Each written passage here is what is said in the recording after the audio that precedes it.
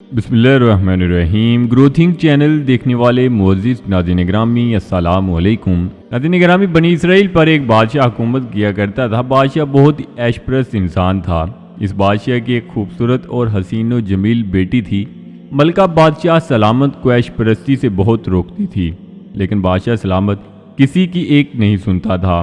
اس عیش پرست بادشاہ نے اپنے ملک میں ایک قانون بنایا ہوا تھا کہ جو بھی خوبصورت لڑکی زنا کرتے ہوئے پکڑی جاتی تو زنا کرنے والے لڑکے کو سنسار کر دیا جاتا، جبکہ اس لڑکی کے ساتھ بادشاہ سلامت ساری رات زنا کرنے کے بعد صبح اس کو پورے گاؤں میں ننگا گھماتا۔ اس بادشاہ سلامت سے تمام رعایا بہت خوف کھاتی کہ غلطی انسان سے ہوتی ہے اور گناہ بھی انسان سے ہوتا ہے، لیکن اس کی سزا بھی ہمیں اسلام کے مطابق دینی چاہیے، نہ کہ اس لڑکی کو ننگا کر کے پورے گاؤں میں گھمایا جانا چاہیے اور اس کی عزت کو تار تار کیا جائے۔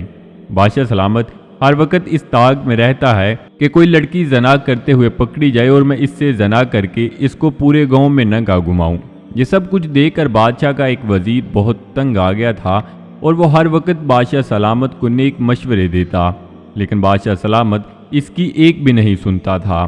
ایک دفعہ وہ عیش پرست بادشاہ ایک گاؤں سے گزرا تو اسے ایک بزرگ کی بیٹی بہت پسند آ گئی اور اس پر پہلی ہی نظر میں فدا ہو گیا۔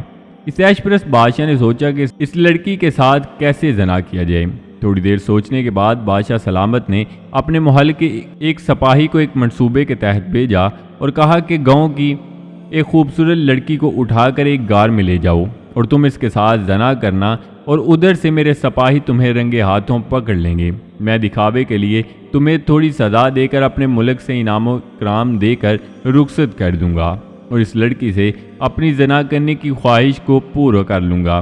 وہ سپاہی محل سے نکل پڑا اور اس کی بیٹی کو رات کو اغوا کر کے غار میں لے گیا اور اس کے ساتھ زنا کرنے لگا۔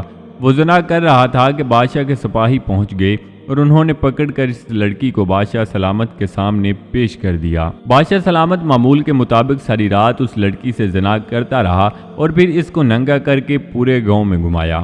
وہ بزرگ اور اس کی بیٹی نے بادشاہ سے تنگ آ کر خودکشی کر لی۔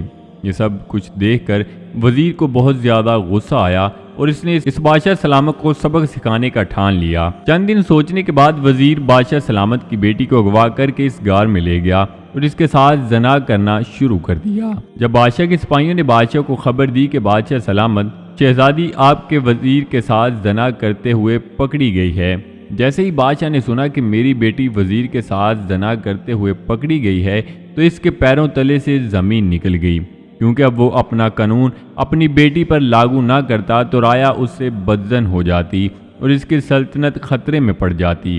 یہ سوچ کر بادشاہ سلامت بہت پریشان ہوا کہ اب میں کیا کروں۔ انہی سوچوں میں گم تھا کہ اس کے سپاہی وزیر کو پکڑ کر اور شہزادی کو لے کر محل میں حاضر ہوئے۔ جیسے ہی وزیر محل میں داخل ہوا تو اس نے بادشاہ سے کہا کہ تم مجھے سنسار کر دو اور اپنی بیٹی کے ساتھ ساری رات زنا کرو اور اس کے بعد اس کو صبح گاؤں میں ننگا گھماؤ، کیونکہ تمہارا قانون سب کے لیے برابر ہونا چاہیے۔ اگر تم نے ایسا نہ کیا تو تمہیں اپنی سلطنت کو کھونا پڑے گا۔ یہ سب سن کر بادشاہ بہت پریشان ہوا، کیونکہ ایک طرف اس کی بیٹی تھی جبکہ دوسری طرف اس کی سلطنت تھی۔ جب یہ خبر پورے ملک میں پھیل گئی تو تمام رعایا محل میں جمع ہو گئی۔ بادشاہ سوچ رہا تھا کہ اپنی بیٹی کو بچاؤں یا اپنی سلطنت کو، لیکن اس بدبخت بادشاہ نے اپنی سلطنت کو ترجیح دی اور اپنی بیٹی کے ساتھ زنا کرنے کے لیے تیار ہو گیا۔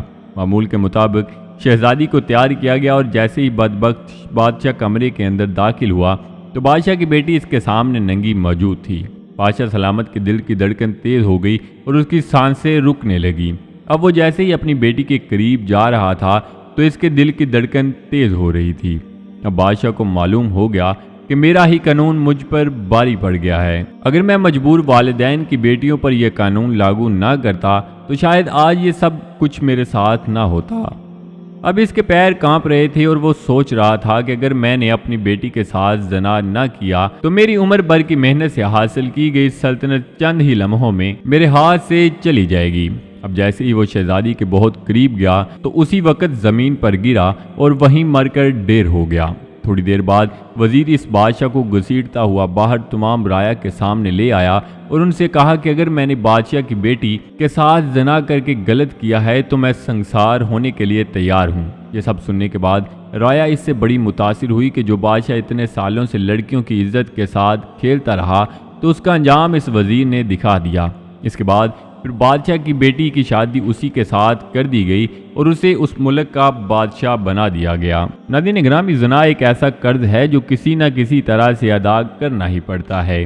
پاک دامن رہو، تمہاری عورتیں بھی پاک دامن رہیں گی۔ بے شک زنا قرض ہے، اگر تو نے یہ قرض لیا تو ادائیگی تیرے گھر والے ماں، بہن، بیوی یا بیٹی سے ہوگی۔ اے ابن آدم، اگر عقل مند ہو تو سمجھو، پس جو زنا کرتا ہے وہ اپنے گھر کی طرف راستہ دیتا ہے۔ زنا کو اسلام میں ایک بہت بڑا گناہ مانا گیا ہے اور اسلام نے ایسا کرنے والوں کی سزا دنیا میں ہی رکھی ہے اور مرنے کے بعد اللہ اس کی سخت سزا دے گا۔ اللہ پاک سے دعا ہے کہ اللہ پاک ہم سب کو ایسے گناہ کبیرہ سے بچ کر زندگی بسر کرنے کی توفیق عطا فرمائے، آمین۔ تو جی ناظرین، یہ تھی ہماری آج کی ویڈیو۔ امید کرتے ہیں آپ کو ضرور پسند آئی ہوگی۔